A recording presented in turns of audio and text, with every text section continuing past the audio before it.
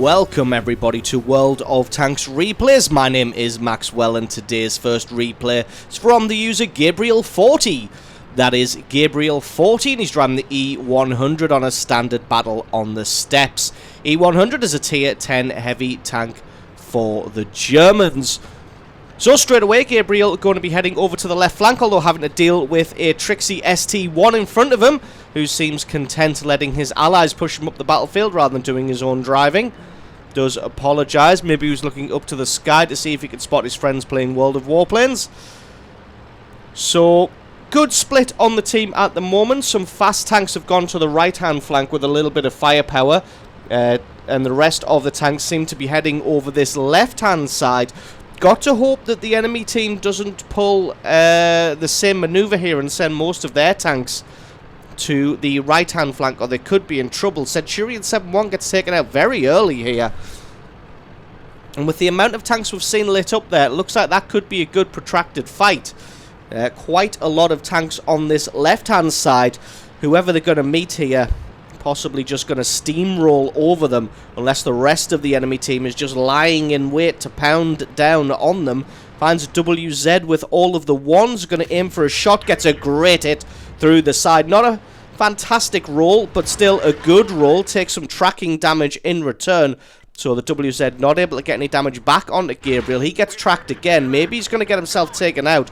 Gabriel realised he was at too much of an angle to be able to land that shot, so drives a little bit forward, rushes his shot as he's driving and doesn't land any extra damage on the WZ.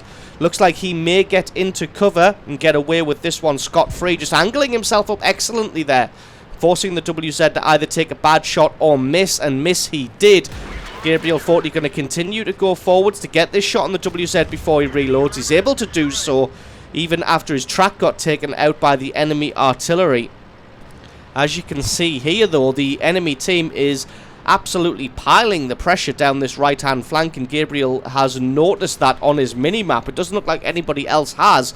Luckily, that T-28 prototype so far back, he may be able to provide some kind of defense, but there's only an E50 on that right-hand flank. Hopefully, the enemy team doesn't realize that just yet. That E50 should really be running away, or at least advancing up the 8 line to try and outflank the enemy, because there's no way he's going to be able to hold off that Centurion 7-1 and the rest of the enemy team who have now appeared. He gets taken out.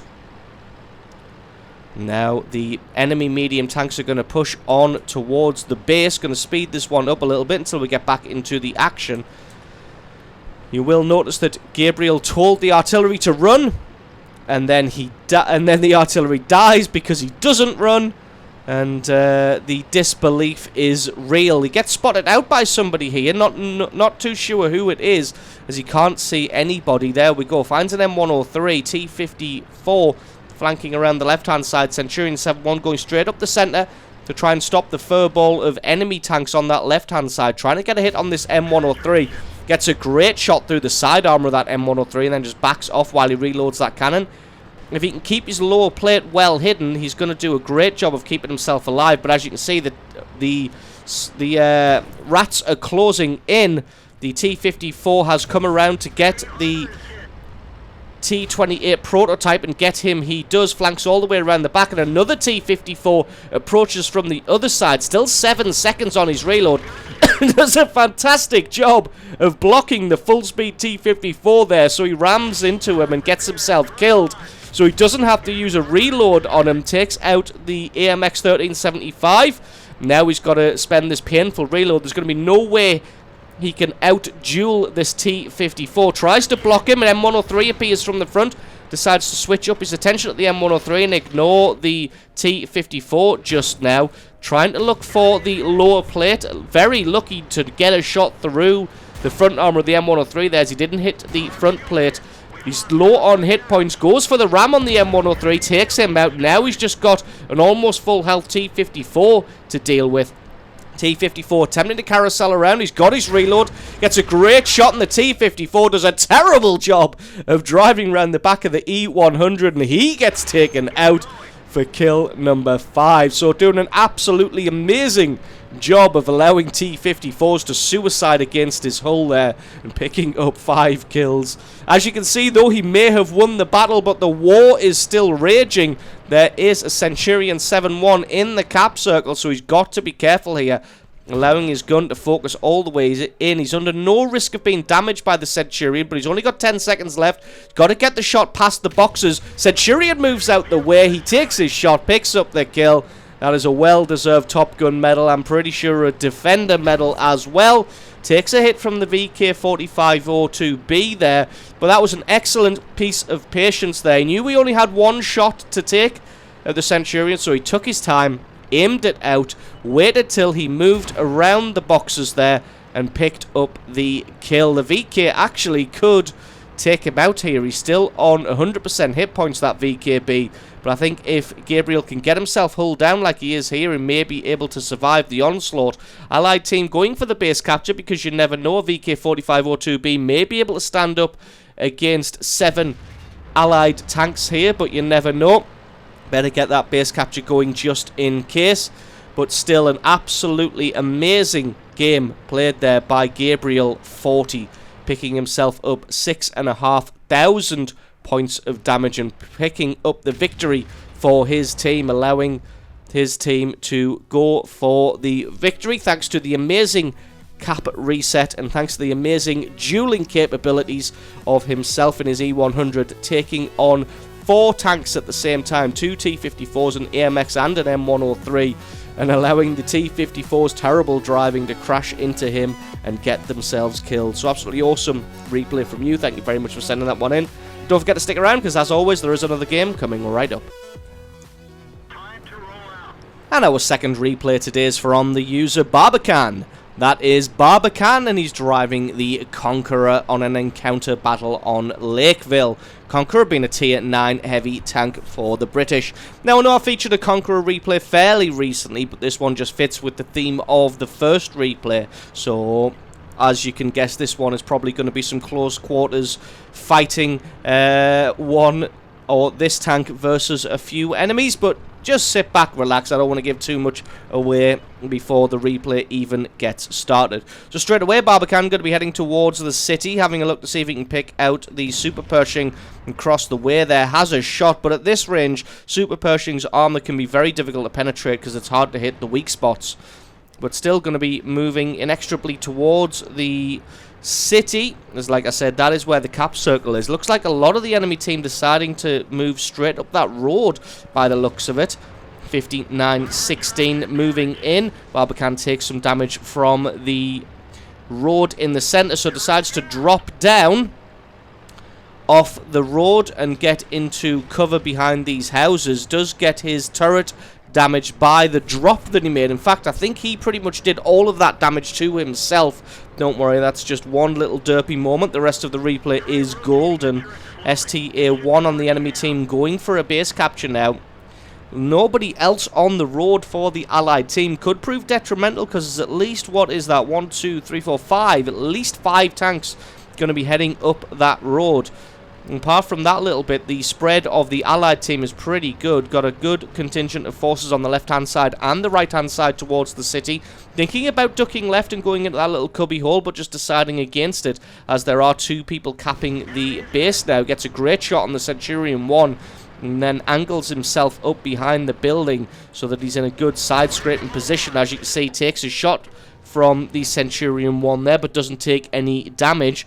Got a, what is that? It's a Lurver on the left-hand side. He's not going to be too much trouble. Decides to shoot down on the Centurion 1 again. Takes a little bit of damage in return. Centurion 1 only a couple of shots from death. These British mediums do have a very fast reload speed, though. Thinks he's in cover, but he's not in cover. Takes another big hit through the front there. AMX AC-48 coming into the fray as well. And see if he can try and hold somebody up. I'm not sure what's going on with the enemy tanks that were moving up that road there, though. Haven't spotted any of them. I'm not sure if they're all just going for some kind of strange sniping tactic, all from pretty much the H-line. I guess we will find out in a moment. A KV4's got himself in the cap circle to delay this one for the Allies. Got a decent amount of armor, but it looks like he's taking considerable damage here.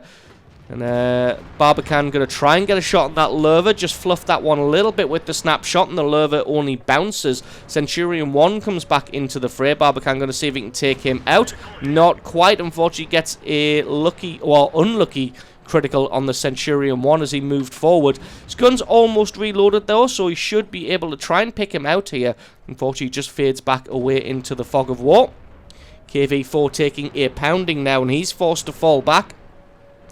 Be nice if he could get some eyes on that Centurion 1 and be able to lay some damage down onto him. Switching across towards the Lurva now, but the Lurva is still hidden in cover. KV4's been taken out now, and this is quite a protracted battle in the city. Going to try and focus in on the Centurion 1. Focus in, he does, takes him out. Kill number 1 now of this match. And the Allied heavies finally arrived just now behind Barbican, and they're going to be able to offer some support. The Rheinmetall deciding to go for the cap circle. AMX AC-48 still there. Super Pershing's made it about halfway along the road. I know that tank's slow, but that's just taking the taking the biscuit. Misses the STA-1. Unfortunately, STA-1 realizes that he's been flanked now, so switches his attention around towards Barbican. Tiger 1 has a shot there. Does do some damage. Great snapshot there by Barbican to be able to take out the STA-1 before he retreated. I was pretty sure he was going to miss that shot. Trying to sneak around the back of the Rheinmetall, but didn't want to be a dick and block him in, as he knew the Rheinmetall was probably going to back off after he took his shot. As it is, the Rheinmetall advances forward as he killed his target. Tiger 2 sitting on the north road there. As you can see, the enemy tanks have finally pushed up that road. It looks like only the Super Pershing and the 3002 gets a nice shot on the Tiger 2 there. And they are going to be flanking around the Allied team any minute now. I'm going to pick apart that Jagdpanther 2 and take him out. Looks like the Tiger 2's only got the stock turret, so just shots are going to fly straight through that thing, and he gets taken out pretty quickly now. And as you can see, they have finally won the city. The T-44 is going for a base capture. Tiger 1 looks like he's doing the same, but the Allies have lost the battle for the road.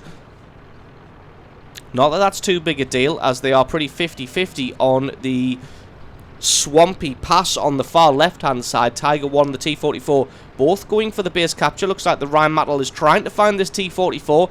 Last spotted in and around those small houses there. Barbican trying to drop back to see if he can offer some support to their Jagdpanther 2 against the Super Pershing and the VK-3002. Unfortunately, he's just a bit out of render range, and this tank isn't the fastest, so not getting into render range anytime soon.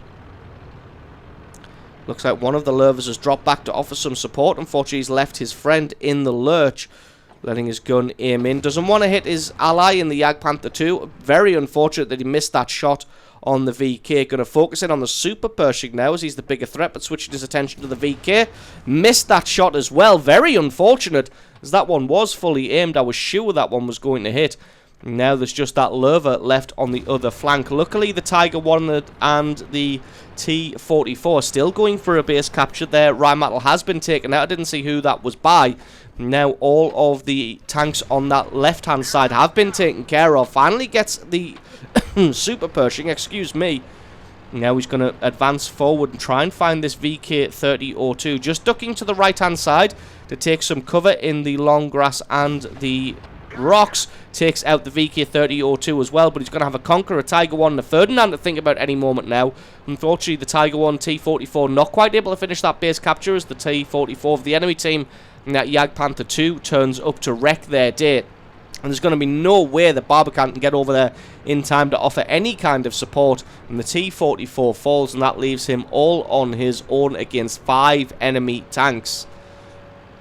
The only saving grace is the only other T9 tank that he's going to have to square off against is the enemy Conqueror. But as you can see, the enemy team not going for the base capture. Going to try and no-cap kill all. Even though he is the tier 9 in the field, the Ferdinand and the Jagdpanther 2 are going to be very dangerous. Takes out the T-44 very quickly. And see if he can get a shot on this Jagdpanther, although it looks like he's more concerned with conserving hit points, which is a great strategy. It's a fantastic shot on that Jagdpanther 2. He might not have the reload on him, but he's going to just stay in the open anyway. Jagdpanther 2 somehow fades into the fog of war right in front of him. Excellent camo rating, but that doesn't matter. He knew where he was, takes his shot and takes him out for a Top Gun medal. Now he's got a Conqueror, Ferdinand, Tiger 1 to worry about, but he knows exactly where they're going to be coming from. He probably will have faded away now, and these tanks, nope, gets lit up by his sixth sense there. Knows that he's been spotted out, so he's going to hide behind this rock and try and just poke his head out every now and then to spot these tanks coming in, because if he can take them out as they're making the break across the open field, he's going to have a much easier time. Decides that that's not what he wants to do and decides to duck back into the city. Possibly going to try and use the streets to his advantage in an open field situation. The enemy team having 3 tanks are obviously going to have the firepower to outgun him, but if he can take them in the tight, narrow streets, he's going to be able to negate that firepower bonus, as they're only going to be able to attack him, hopefully one at a time. Hopefully they're not going to be smart, communicate and flank around behind it, but let's face it, this is World of Tanks public games, and communication is not people's strongest suit. Going to come around the corner, see who we can spot out. Spots out the Ferdinand. Ferdinand rushes his shot and just about bounces that one. He's probably going to have the reload on the Ferdinand. Ferdinand goes for a ram for some reason. Bounces his next shot as well. He might have the stock gun, but I'm not sure. Barbican puts his next shot in the exact same penetration hole, and he gets the kill on that one as well. Gotta be careful that this Tiger 1 or Conqueror aren't flanking around behind him. I think Barbican had exactly the same thought at exactly the same time I did. Decides to spin himself around, see who's there. There's the Tiger 1, comes flying round the corner, takes some damage from him. Didn't take any damage from the Ferdinand, but took damage from the Tiger. Trying to straighten himself up and get his front armor on target, because the reload of this Tiger 1 is substantial. Takes him out. Conqueror fluffs his shot. That could have been enough to take him out. Barbican's got to charge him down now. He's got to get the reload on this Conqueror. The Conqueror's going to take him out. Takes his shot, picks up the kill. Kill number 9, 4,500 points of damage, and picks up the victory. So absolutely awesome. Awesome replay there from Barbican, picking up 9 kills, 4,500 points of damage, and winning that one against 5 tanks, all on his lonesome at the end there. So absolutely awesome. Awesome replay from you. Thank you very much for sending that one in. Don't forget, guys, if you've got yourself a great replay, please send that into replay@screenreality.com. The link for that is in the description. Just attach the replay file itself or the link to the What Replay website to the email, and I can check that one out for you. And don't forget, if you enjoyed this video, you found it useful, informative, you enjoyed it, or you learned something, then think about hitting that subscribe button, because there's a lot more World of Tanks content on this channel. I've been Maxwell, this has been World of Tanks Replays, and I'll catch you guys next time.